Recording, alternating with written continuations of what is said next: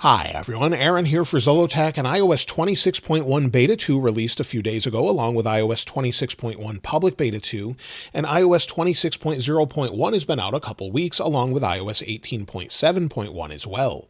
But there's even more to talk about since the iOS 26.1 Beta 2 is out What's New video. We'll talk about the latest Apple news, and we'll talk about some new features as there's quite a few to talk about, and also the overall experience. Not just my experience, but your experience based off the YouTube community poll. On the post page here, you'll see that we have over 18,000 votes and 209 comments. I've gone over all the comments to determine what the experience is like for everyone. So we'll talk about some of that toward the end of the video, so be sure to stick around where I'll read some of your comments as well.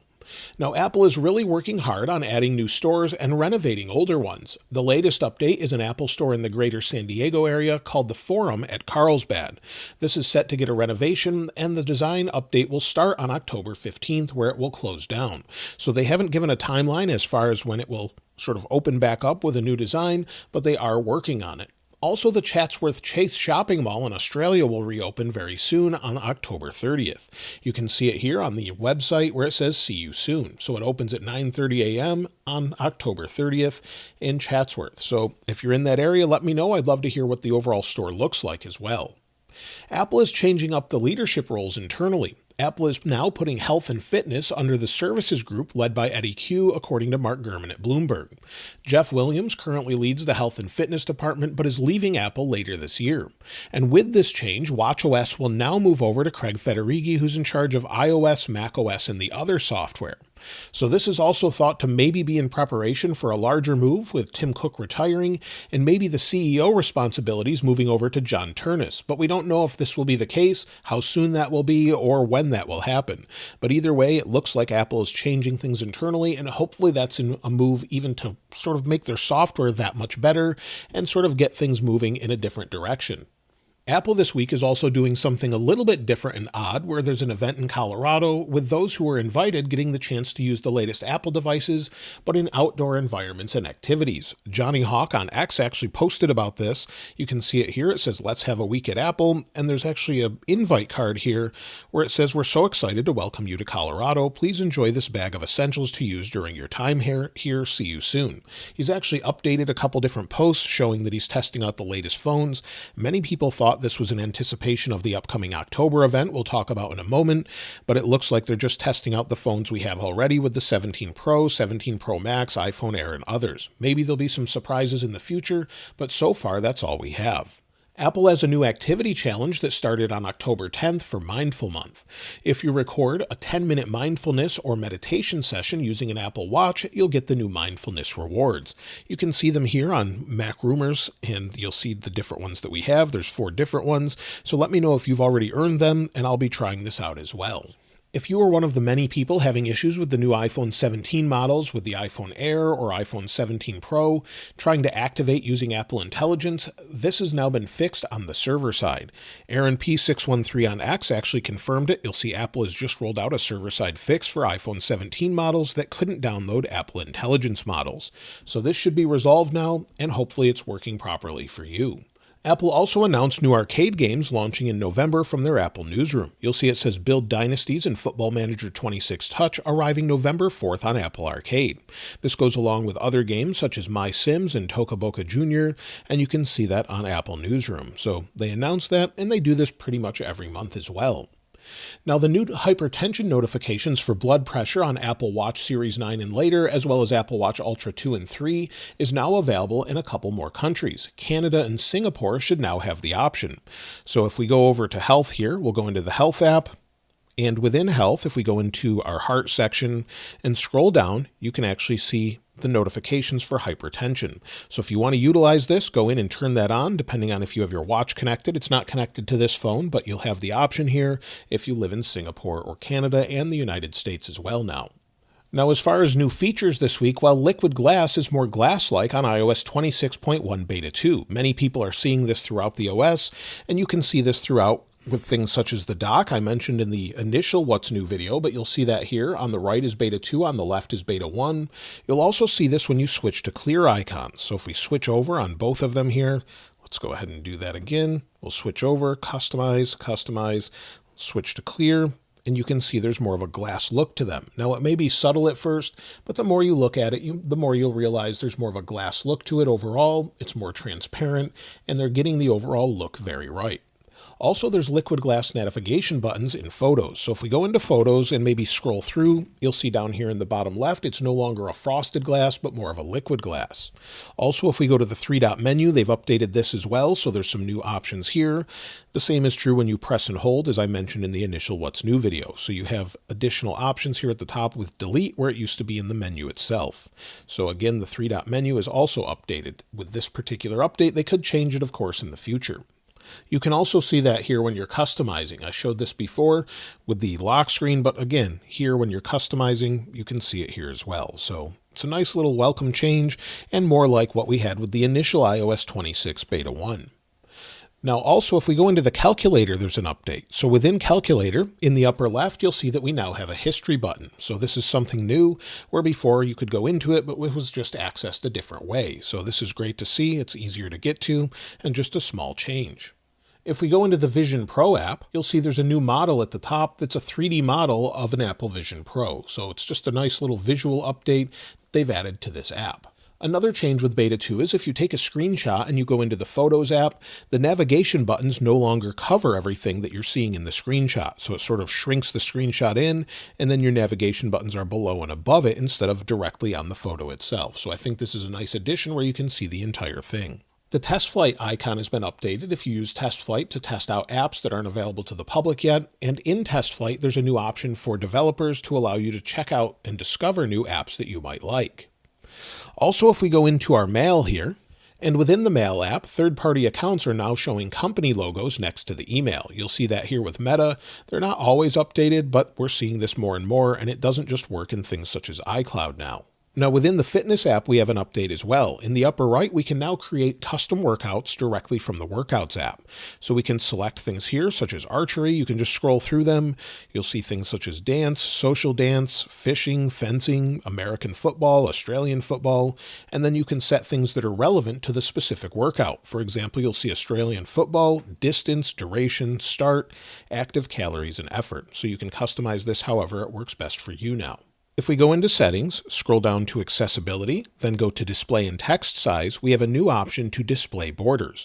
So this is something we saw before. Sometimes when you increase contrast, it would display a border, but now it's displaying a border just with the options. So if you want that border around maybe the back button here at the top, you can have that turned on all the time without turning on increased contrast. So there's more customization here.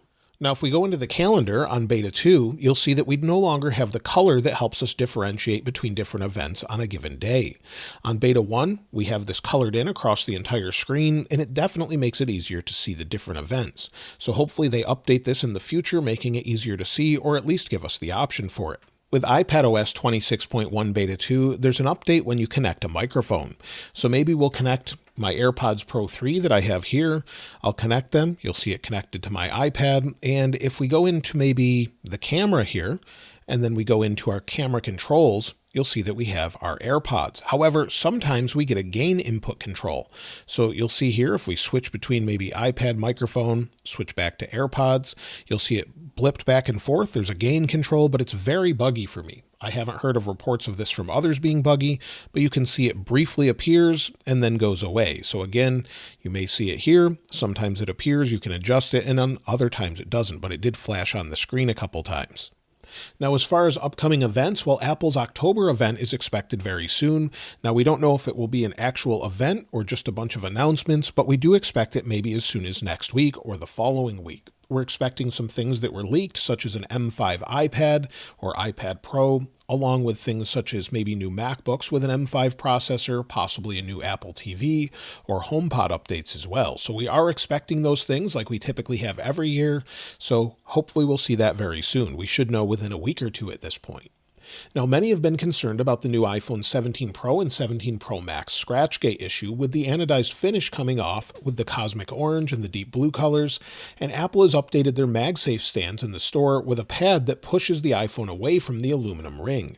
Many people have been concerned with maybe placing it on a MagSafe stand like this one. This is a Belkin charger, and if I plug it in, and with this plugged in, of course, it will charge, but the nice thing about this one is there's a rubber pad here. However, those displays in the store actually had sort of worn out pads with MagSafe where the aluminum was rubbing on the back of the displays or the phones. So if we connect these here, you'll see it's far enough away that it's not affecting it, but it was leaving some residue from the aluminum. And supposedly this causes it to wear a little bit, but Apple said you can just wipe it off. But you'll see here as I scrape this, it seems to be okay, but maybe repeated scrapes would cause a problem. But so far it seems to be okay, at least for me. I haven't had any wear other than dropping this that I mentioned before. It seems to be holding up well. But either way, let me know how it's going for your device, if you've got a case on it, if it's scratching or has become a problem. For me, it really hasn't been an issue at all, though. Now, as far as new releases this past week, well, of course, we had the AirPods release, which I mentioned in a separate video where we had the AirPods firmware update, and it seemed to have fixed some issues. It's a much better experience for me, but then they released new beta firmware updates for AirPods Pro 2, Pro 3, and AirPods 4. We think this is possibly to do with translation features in iOS 26.1, but we don't really know. I haven't run that version yet, but let me know if you've noticed any changes yet, or if you'd like a separate video, and I'll test all of those different things. But the AirPods Pro 3 experience with the latest update fixed the issues I was having before. Every time I was using my AirPods, a notification would come in, the phone or the AirPods would crackle every single time, whether it was on my main iPhone or my Mac. So it was really annoying. It would crackle, other people were having interference, and now people have said that issue has been fixed entirely. So if you haven't updated them already, make sure you update them or at least set them near your iPhone so they update on their own. When it comes to the overall experience, iOS 18.7.1 has been highly stable and is extremely smooth. I haven't heard a single issue with iOS 18.7.1. So if you're on iOS 18 versions and you're looking for a stable update, 18.7.1 is the only one you can go to unless you go to iOS 26, but you can no longer downgrade. Now, when it comes to iOS 26.0.1, I used it for an entire week on the iPhone 17. This was my main phone over the past week. I did a review on it recently, and I used it prior to that on the iPhone Air. And the overall experience was generally good. It wasn't incredibly stable, but I didn't really have many issues with it. However, some are reporting no sound for notifications after installing the update. So even with notification sounds turned off or on, they're not noticing a difference. Their notifications are coming in, but they're not having any sound from it. Some people have said turn off allow notifications, then do a hard reboot and it fixes it, but it's still a concern for some. Battery life is still the biggest complaint. However, I actually had a pretty good experience with it. We'll talk about that in a little bit. And then also CarPlay is still disconnecting. When I was using the iPhone 17 connecting to my car, it would typically connect fairly quickly, but then about 10 seconds later it would disconnect, then it would reconnect and it was fine. So those were the only issues I was having, but I've still seen some other people with additional issues with that. However, on the iPhone 17 Pro Max, I haven't had that issue, even though they're the same modem, so that's a bit odd. There's lots of visual bugs and UI glitches throughout, specifically if you're using clear icons. We see more of that. So if you're going into clear icons, sometimes things are drawing slowly, like you can see there, and just other times things don't look right. So you'll see it's just drawing in quickly and then it's not working as you would expect. So hopefully they resolve this very soon. Many people do say it's very smooth, but that's mostly on new phones. Older phones are having a decent experience, but it's still not what it should be yet. We thought it was after the first week or so, or at least a few days, but it seems like there's still some issues here and there. So definitely some odd bugs. But when it comes to iOS 26.1 Beta 2 and that experience, well, the good news is most people say there's an improvement in battery life. Again, we'll talk about that in a moment. And it's much more stable and smooth compared to Beta 1, even 26.0.1. It seems to fix much of the flicker with different apps sort of popping in and out. Not all the time here, but you'll see as we draw them in here, they're already drawn in and they're working as you would expect. There's definitely some fixes here that aren't in previous updates. There's also some odd alignment issues. So if you go into folders, of course, everything's left justified now. We talked about that in the What's New video. But other than that, there's just some weird things throughout that just really shouldn't be there right now. So hopefully they resolve this very soon in the near future, maybe with Beta 3 or a public release as well. When it comes to notifications and the wallpaper bug, it's definitely still there. You'll see the wallpaper here. It looks great. We've got that new liquid glass look and everything's looking great. But when we swipe home, it seems like it gets a little bit more vibrant. Sometimes it gets more dim. It does not seem to be consistent and is definitely still an issue. And speaking of public releases, Apple stopped signing iOS 26 and iOS 18.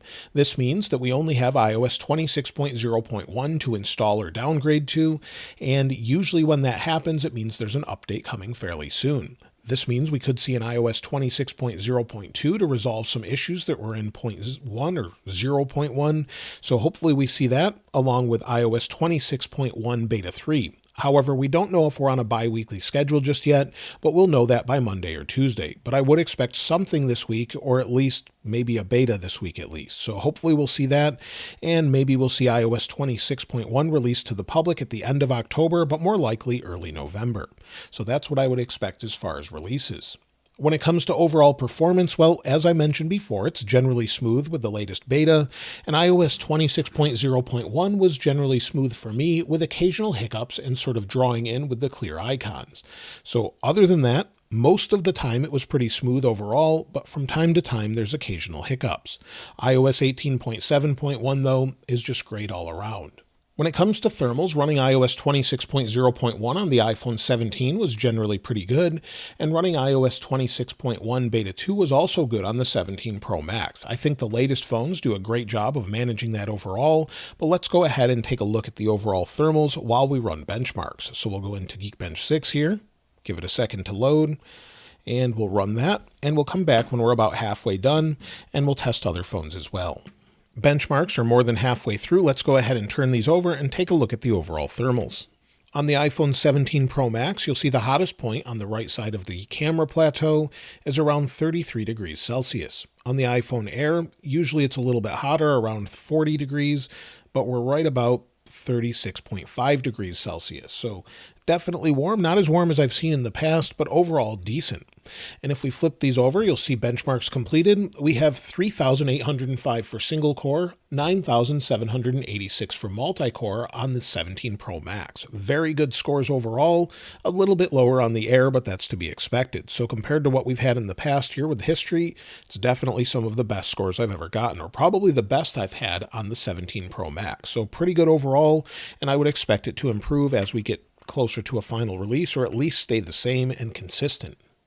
Now, if you're wondering if you should install iOS 26.1 betas, I get asked this question all the time, and I typically say that if you're on a stable version, such as iOS 26.0.1, and you're trying to solve an issue such as battery life or something else, wait for the public release, or at least the RC version. iOS 26.1 RC will be the final version released to developers before it's released to the public, and that's when it should typically be stable enough. Otherwise, I would avoid it if you're trying to solve an issue, but if you want to try it out, you definitely could do that, as it seems to be fairly stable. When it comes to battery life overall, I've mentioned this already, but iOS 18.7.1 is quite good, will get you through the day no problem, and is as good or better than you would expect with previous versions of iOS 18. When it comes to iOS 26.0.1, I wanted to share that with the iPhone 17 since I used it full-time for a week, like I mentioned. And if we go back here, I used it the same as I use every phone. Let's switch over to dark mode here. And you'll see on this phone, if we go down to battery health, it has 6 cycles with 100% capacity. If we go down to my usage, yesterday I had very little usage, but I actually used this more than you would think in the car with the screen off. So that's why we have screen idle time, but 2 hours and 26 minutes of screen active time, 4 hours and 47 minutes the day before, and used 76% of my battery. I'm getting about 6 hours of screen on time with the iPhone 17. If you followed me for any amount of time, the iPhone 16 Pro Max on 26 betas was getting me the same, so that's pretty good, at least for me. When it comes to iOS 26.1 Beta 2, let's take a look at what a viewer sent in. This is from Mohit Bhatia. This is on an iPhone 11 with 86% battery health. You'll see he had 5 hours and 38 minutes of screen on time, 1 hour and 1 minute of screen off time. So he did charge it using 106% of the battery, but I would say for an iPhone 11, that's quite good. The next day, 6 hours and 38 minutes, again, 108%, which means he charged it a couple times. But for an iPhone 11, I would say even on an older phone, it's pretty good. I'm still getting through the day no problem on the iPhone 17 Pro Max or any of the newer phones with the latest betas. So no issues there. And again, it seems to be better for most people, where with beta 1, only 44% were saying battery was better than the previous version. Now it's much higher, and most people are saying it's quite good. Now, when it comes to what the overall experience is like for you, let's take a look at some of your comments. Chris Palmer 4983 said, I've been using iOS 26.0.1 on my iPhone 17 Pro. Battery life has been great. The standby battery drain has been superb as well.